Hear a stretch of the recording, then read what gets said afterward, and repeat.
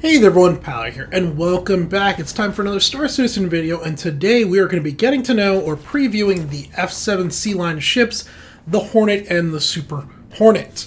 Before we continue on, standard disclosure with all this stuff, early access game, work in progress, everything we talk about here is subject to change. In fact, we know with 2.6, the speed of ships and everything like that is getting reduced by roughly 50%, if not exactly 50%. They still haven't done a lot of the balancing passes for the weapons, the armor, the shields. All of that is still going to be updated going forward. So yeah, work in progress. I'm also going to warn that this video is going to be a bit longer because the Hornet and the Super Hornet are very similar ships, but they are actually two different ships. So we got to basically talk about two ships. All right? With that out of the way, let's go ahead and let's get started. Let's start with the similarities. What do these two ships have? Well, actually, let's first start with what they are. This is a very well-known community fan favorite of the game because, well, I think there's several reasons. One, this was the ship Chris Roberts was in initially when they did the Kickstarter teaser video, the I Want to Make You a Universe video. He was in the cockpit of some variation of the F7. We believe it was the F7A, which is the military variant. So the ship comes in 5, 6 different variants depending on how you look at it. There's the F7A, which is the military only. We don't think this one we're ever going to see in the Persistent universe. That's going to be exclusive for Squadron 42. So if you go play through the single player campaign, you'll probably see and get to fly it quite a bit. It has some slightly different hard points on it, but for the most part is the same basic concept. The F7C, the C stands for civilian line, is made up of 4 or 5 different variants depending on how you look at it. So you have the default F7C, which is this guy back here. There's then the F7C-S, which is the Ghost. That is an infiltration specialist. It's designed to have reduced emissions, reduced radar signature, and all that for infiltration. There's the F7C-R, which is the Recon. So it is a scout ship. It has an advanced electronic suite, so advanced sensors, computer, all of that. It also can work as a command and control ship. There is then the F7C-M, which is the Super Hornet, that guy right here, which is your gunboat. This is your big heavy hitter boat. There's also the new one, which I don't know if we should call it a new variant or not, which is the Wildfire, and it's just an F7C, so it's this default base model here with a different paint scheme, different livery on it, and some different weapon loadouts. So depending on how you look at it, there's 4 standard models, then there's the A version, which is the Squadron 42 single player only one, and then there's the Wildfire, which is this guy with new paint job and some different weapons. The similarities of these ships, and well, first of all, you can clearly tell the difference right here. If you look here, this is the Super Hornet at roughly whatever distance that we are from it, takes up the full side of the screen. And the regular Hornet down here is a good bit smaller. This is because the Super Hornet is, in actuality, it's roughly 5 feet longer, about 1,000 kilograms heavier, and, well, it's just beefier all around. This is because the Super Hornet actually is a 2-seater aircraft. The regular Hornet, you just have a pilot. The Super Hornet gets a co-pilot seat. Right behind the pilot seat, right here in front of the exhaust, you'll see there's like an extra little canopy right there. And that guy is, by default, operates the turret. So that turret up there with the 2 size 2 Badger repeaters on it is what is operated by the co-pilot. Now never fear, if you don't have a co-pilot, that turret just works as a gimbaled weapon. It works, well, dual gimbaled weapons. They fire wherever the pilot is firing. So the only time they're actually controlled is when someone is in that co-pilot seat. And as such, the Super Hornet and the Hornet, in terms of firepower, are almost identical, if not exactly identical. Both ships, both models of the ship, the F7C and the F7, the Hornet and the Super Hornet, have 3 size 3 hardpoints. They have 1 on each wing, and then 1 up underneath the nose. They have 4 size 1 missile hardpoints, 4 on each side. There's this little like engine chassis here under the intake for the engine with 4 size 1 missiles, and then there's identical on the other side. And they both have a size 5 turret spot.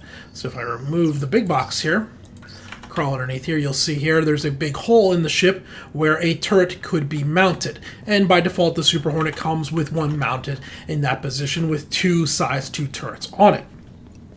So in terms of what you can mount between the two, I could take the entire loadout of the Super Hornet and mount it on the regular Hornet and match things up equally. Now the default loadout of the regular Hornet is much less than the Super Hornet. The regular loadout is what you're seeing here. It has 2 Badger repeaters, 1 under each wing, 8 missiles, and then in the center, rather than the turret, it actually gets a store-all big box. Now this is similar in concept to the box that is going to be going on the Aurora, but a good bit smaller. It's also located within the chassis rather than sliding in the back end, so it's going to be a little more protected. It's a little more sleek and flush. This is the part, this turret area and what comes and goes in and out here is going to be what mainly differentiates the non-Super Hornet variants. So the F7C, the F7CR, F7CS is going to be basically this area here gets swapped out for either the advanced computer for the tracker or for something that consumes like the emissions and reduces the energy signature of the ship for the scout. That's going to be the primary what is swapped out. And for the Wildfire variant, the F7 Wildfire, this here gets a turret which has some tarantula cannons on it for it. Okay? The Super Hornet, though, unlike the regular Hornet, the only thing that the Super Hornet can have in its central turret area is a turret. And you can see over here, now this, ignore the flash fire specialty mount. We will talk about that towards the end of this video. But I cannot move over the big box thing here. What this means is the regular Hornet gets a good bit more utility than the Super Hornet. The Super Hornet cannot do the infiltration. The Super Hornet cannot do the recon, the command and control. It can't get that computer system. The Super Hornet is just a combat ship. Now, as such, whereas the regular Hornet in terms of hardpoints matches the Super Hornet, in many of the other areas beyond that, in terms of durability, it does not match up. The Super Hornet, both being longer, is also more heavily armored. Now, we don't have exact numbers, like we don't have an armor layout like we do in World of Warships to show, but when the shields go down on the Super Hornet can take more punishment than the regular Hornet, or at least it feels that way. Now, we're not talking night and day difference. We're not talking the difference between like an Aurora and a Freelancer in terms of punishment that can be taken. No, but the Super Hornet does feel more substantial when your shields are down. Beyond that, the Super Hornet has more powerful shields. It has stronger shields. It also has quad deflectors. I'm not sure how they're actually going to word it, but it has front, back, left, and right shields. Whereas the regular Hornet only has front and back. That doesn't mean it doesn't have shields covering the side, but the side shields, depending on if you get hit forward of the center of your ship, are part of the front. If you get hit rear of the center of the ship, are part of the rear of the shield, right? So they only have to burn through 1 or 2 shields on the regular Hornet, whereas the Super Hornet has 4 shields on each side going around it. The Super Hornet also has a much larger power plant. It has a size 2 power plant on it, whereas the regular Hornet only has a size 1 power plant. This is apparently, the plan is in the future you will be able to buy an upgraded engine for the Super Hornet, another size 2 power plant, whereas the regular Hornet's not going to get that. And the reason for this is the Super Hornet is the larger, more durable one, but the regular Hornet actually has better maneuverability and better speed.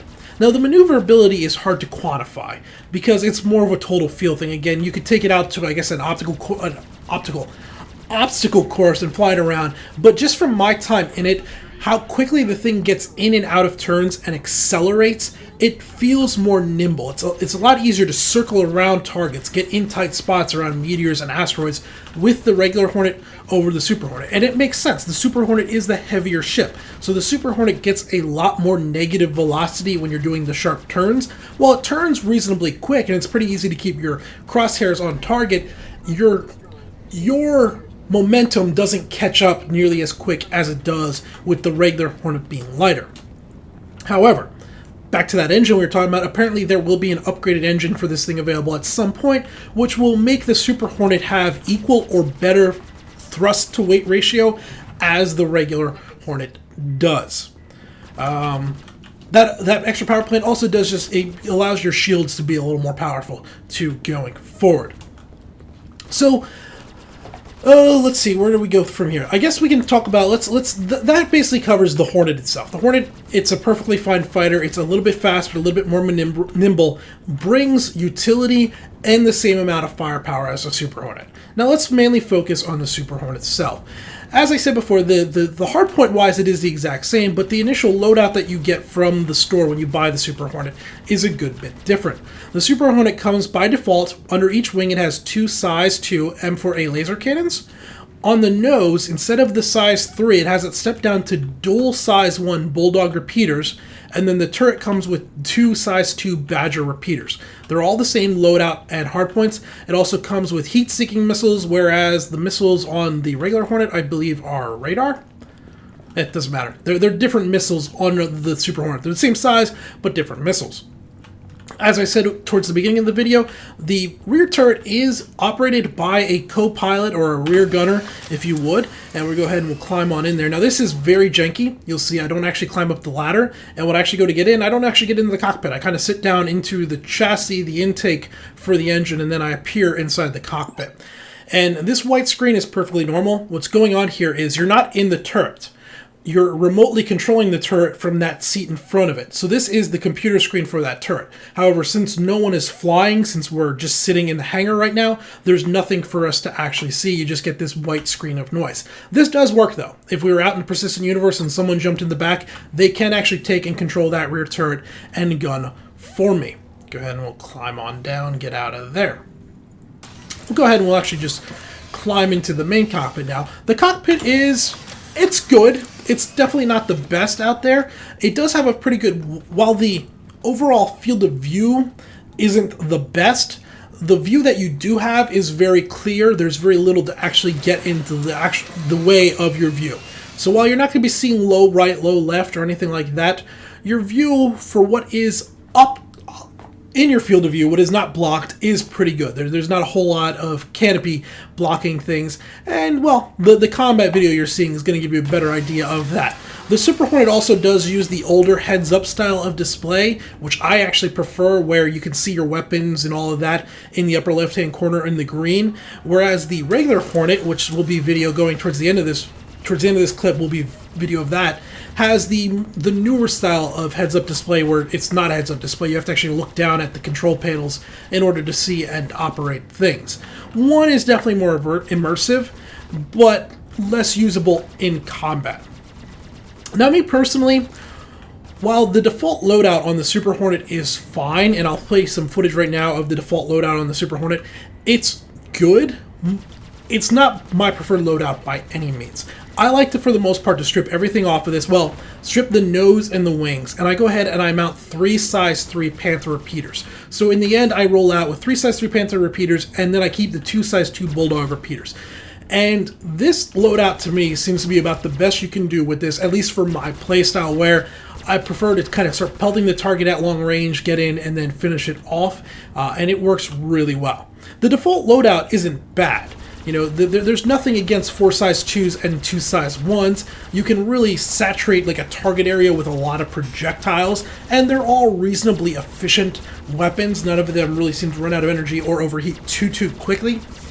They just kind of, when you have size 3 mounts to go down to size 1s, it's a little bit of an overkill for me. You're giving up a lot of potential firepower and punch for that, and I find the 3 size 3s work fairly well. Now that is, though, flying keyboard or flying with joystick, where I'm locking my gimbals no matter what. I don't want the gimbaled weapons. I will say that for a default keyboard and mouse flyer, the default loadout will probably be a lot better. You have all those gimbaled weapons. I would consider, though, this front turret here, this N4 160F turret, I find it to be very weak. It breaks a lot. I tend to lose it in most combat situations. It's the first thing gone on the ship. And I don't have a good explanation why. Sometimes, yeah, I'll clip a meteor and everything, and you understand exactly why it was torn off. It's big, bulky, right underneath your nose. You clip a rock, it's gone.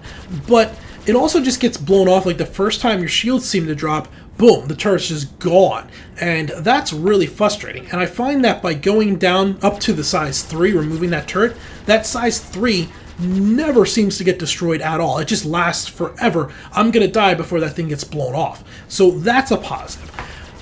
Going back to the gimbaled keyboard mouse flyers type thing, what that might mean, though, is remove the front turret and put just a single gimbal there with a size 2, like another Badger repeater, and then you could actually be rocking 5 size 2 Badger repeaters instead of 4 and 2, 4 size 2s, 2 size 1s.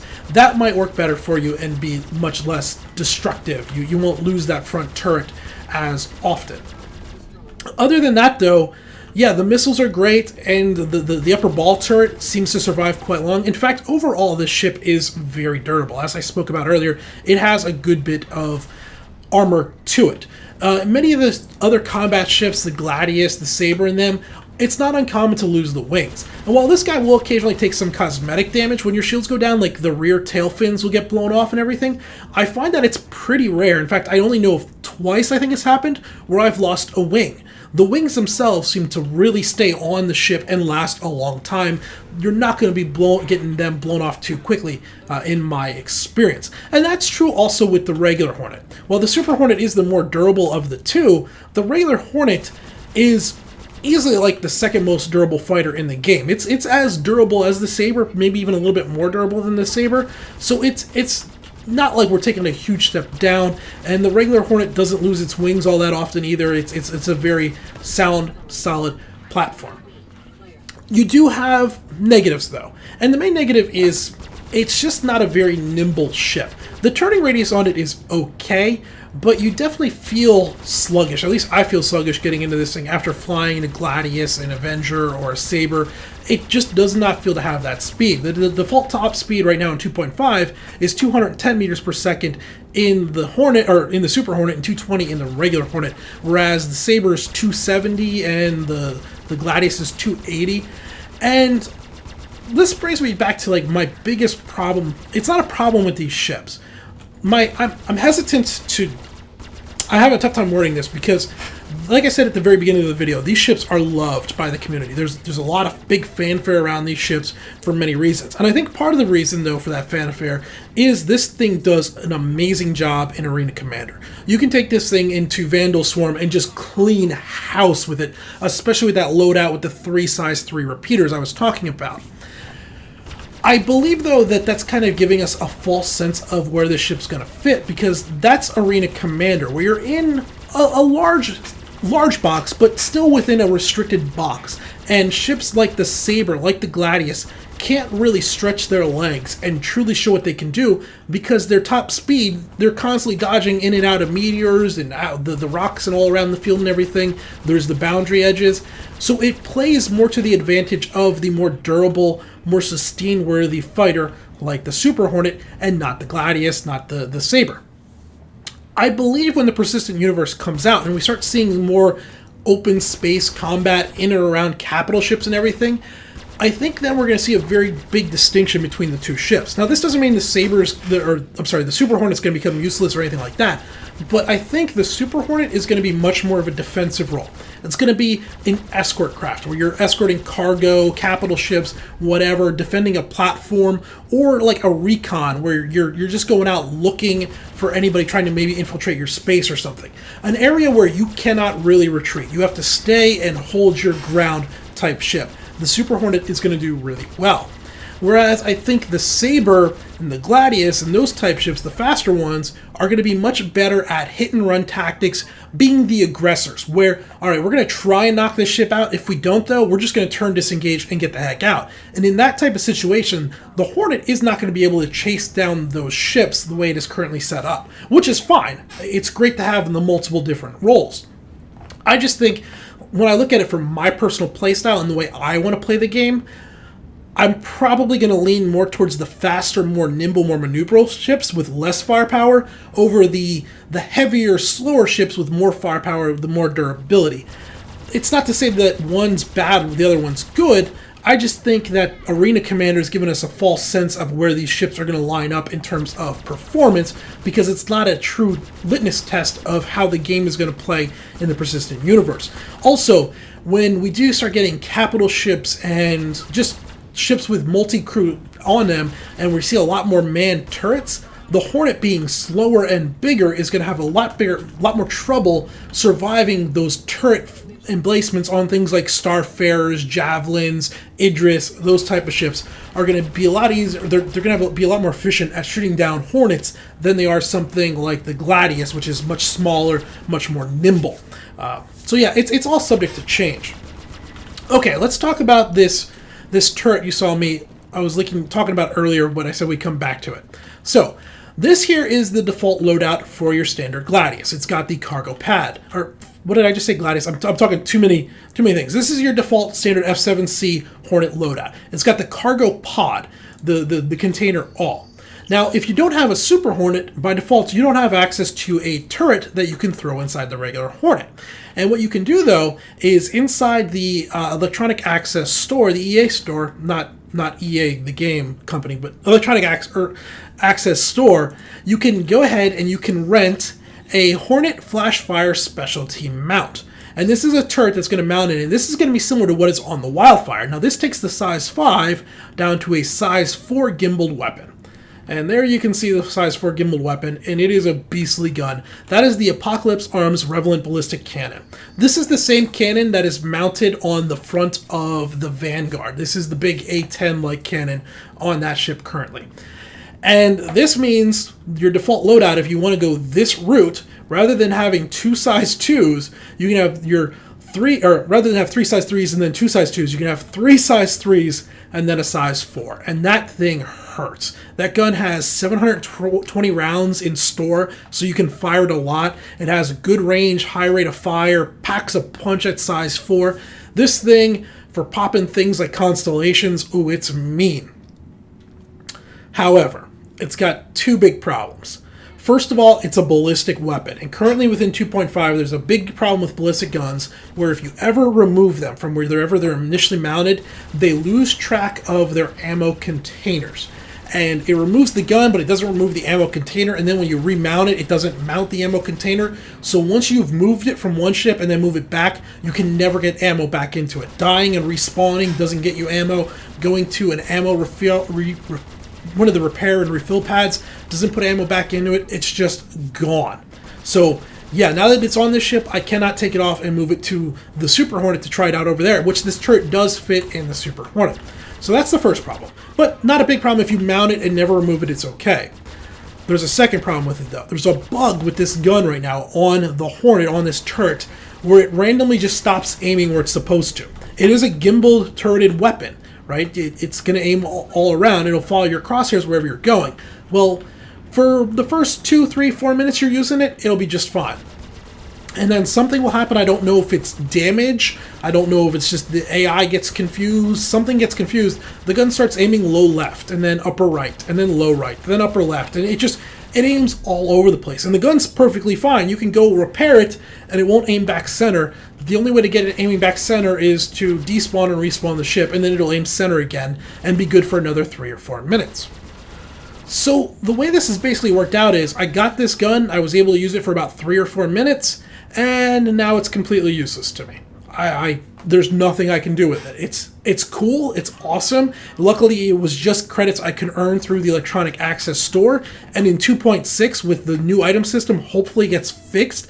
This adds a huge amount of potential to the Hornet and the Super Hornet. You can take this gun and take this turret gun combo, put it on the Super Hornet, and have a size 4 on that guy too. And it really is going to add some great firepower to it. But in 2.5, it's just, there's too many broken features about it that outside of the rare circumstances for a few minutes here or there, it's just not going to work. In terms of bugs, there's another bug I should point out. So you notice that the wings are kind of swept back right now. This is because when the thing lands, the wings do retract back in. In fact, the landing gear looks all odd. It's off to the side like it shouldn't be and everything. Well, there's a bug when you take this thing into any of the EA stuff, the Electronic Access stuff, like Vando Swarm or whatever, where the landing gear will be up, but the wings will be swept back. And so you'll go firing, and even if you're using gimbaled weapons, it thinks the wings are forward, but the wings are off to the side, so they're firing like 45 degrees off center, and your wing weapons are completely useless. The easy fix is you just lower your gear and then re-raise your landing gear, and the wings will sweep back forward. And once they do that, they will be aligned like normal. They'll be firing just the way you want them to be. But it took me a few hours to figure out what the hell was going on with that when I first got this ship and was messing around with it, because I couldn't figure out, I couldn't name for it. It was like, what the hell's going on here? Well, yeah, the wings are just staying in the retracted position that they should not be. And I think that about does it. The Hornet, Super Hornet, they are great ships. These are very good learner ships in my opinion, which is a shame because they are some of the more expensive ones. The combination of a lot of large size 3, 4, 5 mounts that can be gimbaled down to reasonably good size 2 weapons. The slower ship makes it a little more forgiving. Even the regular Hornet that's a little more maneuverable isn't terribly jarring for new players. They'll be able to take that extra fire. I think it's all around good. They're great ships. I think they're going to be very strong in a defensive role. I'm not as in love with them as everybody else is, though. I think I prefer the Saber and the Gladius just for their maneuverability, even if they bring a little bit less firepower without having that size 4 option in the central turret. Let